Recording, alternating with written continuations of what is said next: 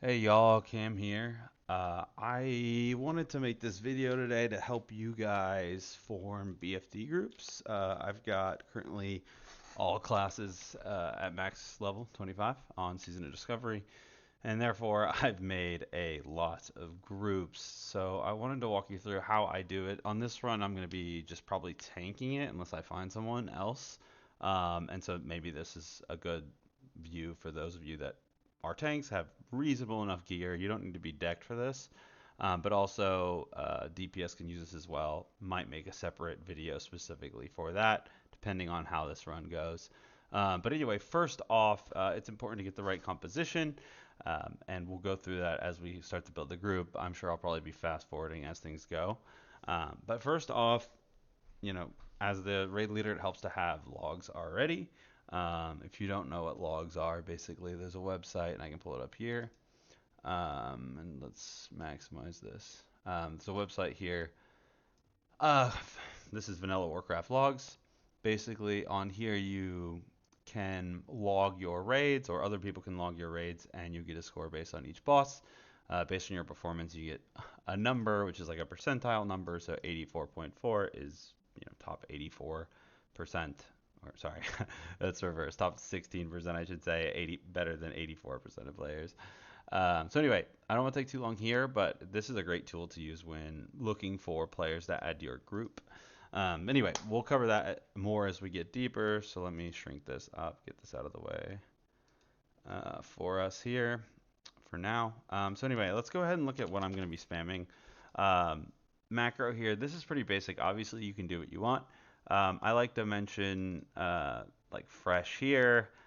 You can say looking for more need all when you're first starting the group. This helps with people that leave when they see that you're just like one other person besides them.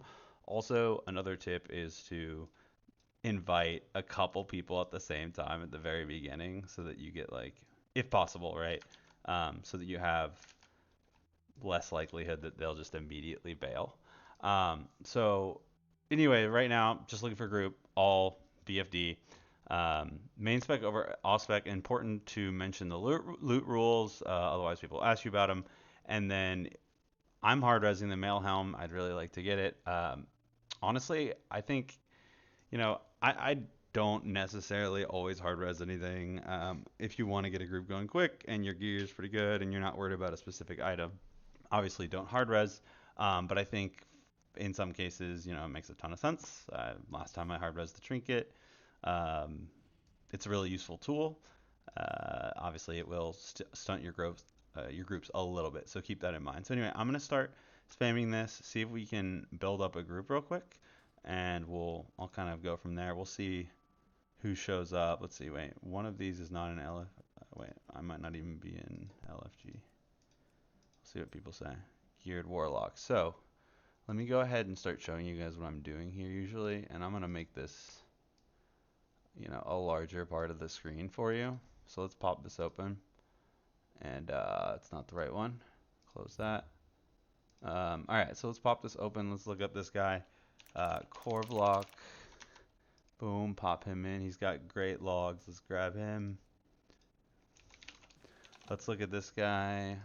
So he's got multiple people, so it's always good to check the leader. So he's got 51. Honestly, anyone. Sorry, one second. Let me just send this.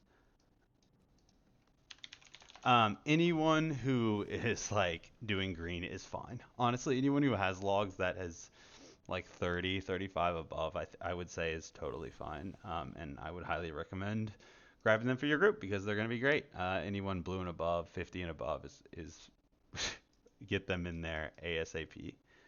Um, so this guy says he has additional people, so we'll give him priest, rogue, hunter. That would knock out one healer. That would be great. And we'll just keep spamming away here, making sure both the messages going through it went through trade. All right, number of messages limited for now. So we'll just keep spamming. ECC. All right, so I don't want to get too many of any given armor class. That's important. People just won't want to join your group. Um, So 36, that's fine and all, but we already have a rogue. So if I'm going to get another rogue, it's going to be probably someone 50, 60 plus. Also, feral druids, etc. I want those as well. So I don't want to get like two rogues, for example, and then maybe it gets tight on a feral early. So it's best to kind of, I mean, you can see right now, one mail, one cloth, one leather. That obviously doesn't always happen that way. So actually, I'm going to check this guy, but usually, and just a tip, usually for healers, don't take their logs as like, you know, the end all be all, because healers, it really doesn't matter as much. Um, sorry, it's it's a little difficult to do this at the same time. I probably should be recording over this separately. So we got one, two casters. I'm fine with the DPS mage. Yeah, let's grab him. Brett DPS. Let's look this guy up. Wilhelm. Wilhelm on Crusader Strike 49. Totally fine. Already has the helm. We'll bubble last boss. That's great. Alright, so we'll go ahead and start stacking this. So he heal's definitely got to be a healer. I think I already looked him up, but what was his name? Helicopter. So I can see he's a healer based on like these specific icons here. So now we've got a warlock, we've got a rogue hunter. So right, I can either tank or DPS. We've got DPS, DPS, DPS. This is a healer. I'm gonna move him over here. Um, so tank in theory, healer here. We've got sorry, 5 to 6 DPS. In most groups, you only really want one tank. So I'll be looking for one main tank. So I'm gonna go ahead and update this macro here. Usually when I get about 3 or 4 left, I'll upgrade. I'll update this. Sorry. So I'll do looking for more main tank. Even though I can main tank, actually I'll just go ahead and main tank. Let's just make it easy. Looking for more. We're looking for feral and heals, and then and one DPS there. So let's go ahead and get this going. And I'll just go ahead and replace it here. Oh, shoot. Like that. And we'll go ahead and start spamming this new macro. Make sure everyone's happy. No one's saying anything. Swap this to master elite. So we need, at this point, you want to have a warlock in your group. So that's your tip there. Obviously, helping someone is great. Really speeds up your run. Let's look this guy up real quick. JJ. Yeah. Let's see what he's got. As long as he doesn't need the helm, I'm chilling. We'll grab the ret DPS. And then we can take a second priest healer potentially. You don't really want two priest healers usually. Just because this guy's, so he's got a 95. I mean, this group is going to be absolutely nutty. And you can see how easy it is to put these together.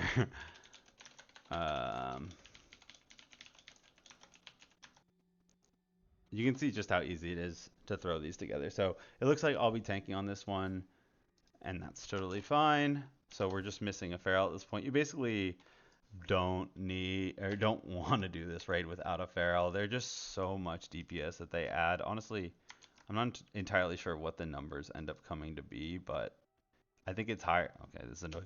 It's higher than the 20% that chance of Wind Fury, just because it's proccing on all your abilities and stuff. So anyway, once we kind of get this started, it's going to be a little interesting to focus while tanking as well. But once we go ahead and get this started, oh, yeah, Most. No logs. Oh, he does have great logs. Hell yes. Hey guys, Cam in post here. I realized I didn't quite get the opportunity I wanted because this group filled so fast to talk about what I think is kind of the best composition here for BFD. So I'll cover this briefly. I think Paladin is the best tank.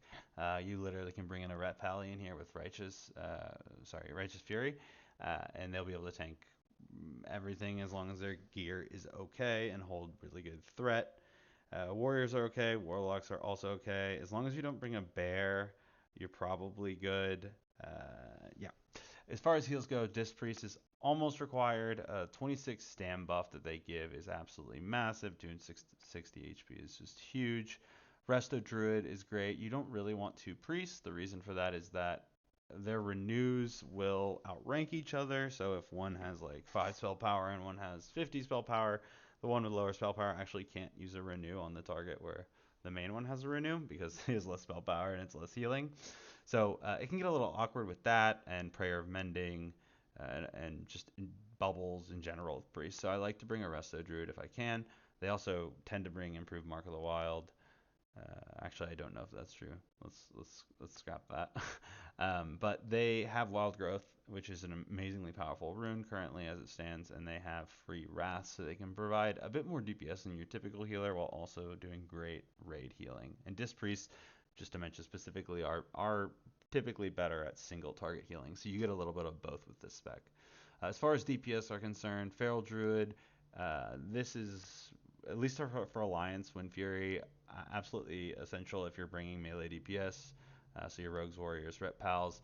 I have a feral in every single group.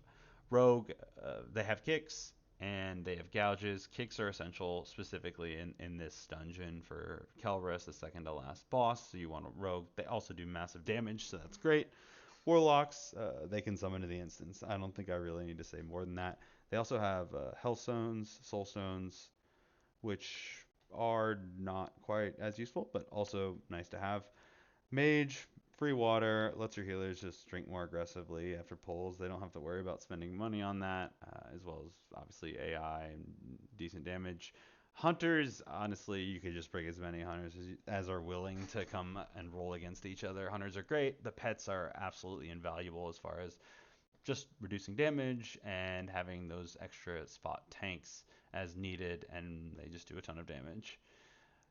Also, Hunter, you definitely want to make sure you have one specifically for Aspect of the Lion, that 10% to all stats. Basically, your Blessing of Kings, right? And absolutely massive because most Paladins, or if not all, are not taking Blessing of Kings right now. And then for last DPS spot, Paladin, Ret Warrior, Ret Paladin, or a Fury DPS Warrior, two-handed Warrior, doesn't really matter, to really take advantage of that Wind Fury are good. Having double Pally buffs is fantastic. So that's probably my ideal group, but you know, it's never gonna look that way. You can see my group now as two priests, and it is what it is. All right, congratulations. You successfully made it into BFD with a group. Now at this point, obviously standard buff up, that kind of deal. I'm gonna go ahead and fast forward this up to 300%. We're probably gonna be skipping a decent amount of this, but I do kind of want to briefly walk through. Uh, I guess since I'm tanking, like my tanking methodologies for this, and I was talking just before everyone roast me. I was talking and recording like as I was gonna live cast this or whatever you want to call it. So my tanking is probably abysmal, and my usage of Raging Blow is probably abysmal. But anyway, so the thing about tanking, and this applies to Warrior here, but it can apply easily to the others, is honestly you really don't need to worry about anything that isn't like a big mob in BFD. It does very little damage unless there's like a mass amount of mobs on people. So like the big Nagas, for example, those elites that we killed just earlier, the big one, and then I mean, these elementals are honestly worthless, but those guys and bosses is really all you're gonna need to tank, like actually. So just focus. Anytime you're tanking, do your best to get like one sunder or like one bit of threat on each mob. Uh, but beyond that, really just focus on holding the dangerous and scary mobs. All right, now that you've cleared all the trash, I like to tell everyone to unboon as a reminder. Got a lot of stoners on here gaming, so might as well give them a little bit of a help. So for this video, I'm not specifically going to talk about the bosses and their mechanics and or how to tank them because there's just a ton of guides on that already. Maybe next phase, if I actually want to make videos, then that's something I consider doing earlier on. But anyway, what I'm more interested in is talking about the loot. So let's go ahead and talk about how to do that. So for loot, I know for some people it can be intimidating to, I don't know, be in control of the loot. And so Don't panic. You've got all the power, but people will love you for giving them their fat pieces of loot. So typically, I just do a raid warning for the piece of loot. Now, I'll tell my group to basically go ahead and just keep clearing, even if I'm the tank. I mean, like I said, we have rep pallies here. The trash in BFD basically hits for nothing. So even if you're main tanking, I don't think there's any issue whatsoever of doing master looter. Now, I probably should talk about the benefits of Master Looter and also the cons, I suppose. Now, I haven't really done a raid with just like full rolls since probably the beginning of Season of Discovery. So people just feel safer when you have Master Loot since any class can roll on anything. So I've been using Master Loot, and now specifically for this run, right, I have something hard resed. So that's obviously another reason to do it. But basically, I just send a raid warning of the roll. People will roll yes or no. Just double check the person, right? Make sure like this is the correct class that should be using that item. Like it's not your job necessarily to police, but if you want people to continue to join your runs in the future, you want to make sure that the people who getting loot are getting loot and following the rules, like everything is up to par, right? Like giving the epic weapon to a warrior or a rogue over the hunter, for example, right? Like who's gonna want to join a raid where that's happening?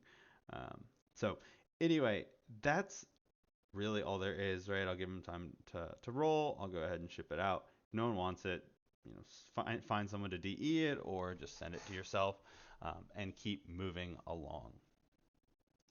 One thing to also mention is loot threshold, which can be set to uncommon, a rare, or epic. And basically, this determines what the master looter has to assign out versus what can be just picked up. So, for example, in this clip, I did not have it set to rare already, so I was assigning uncommons. And you can see, like this, for example, is a 5 agility, 5 strength hand that my auctioneer says is worth 5 gold.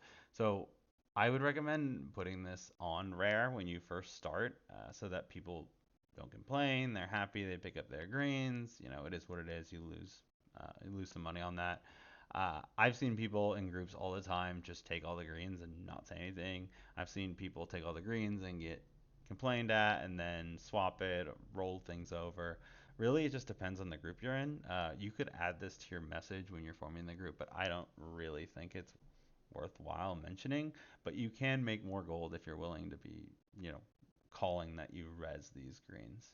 So now that you have a good understanding of loot, there are a few other things as a raid leader that I think I should mention here.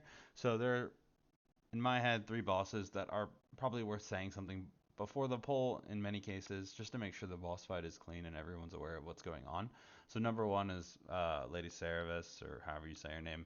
The third boss, basically, I like to ask my hunters to put their pet on the Naga Elite, which is the male body type one Naga on the left as you're looking at the boss, and just have the healers heal that pet. That way, everyone can DPS, or all the characters can DPS the main boss. So that usually works out great for me.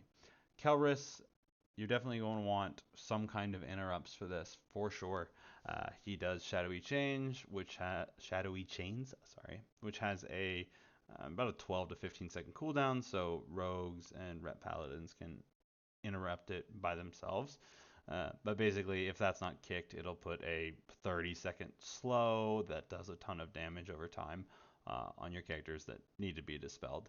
So I like to call out who's kicking it, or rebuke if it's a paladin, but basically say, hey, you're on top of this, and then if you want, have like a second follow up, right? Or if someone goes down in the portal, uh, you'll have someone ready to go. Now the last one is Akamai. Akamai's a bit weird when it comes to how you want to handle the tanking.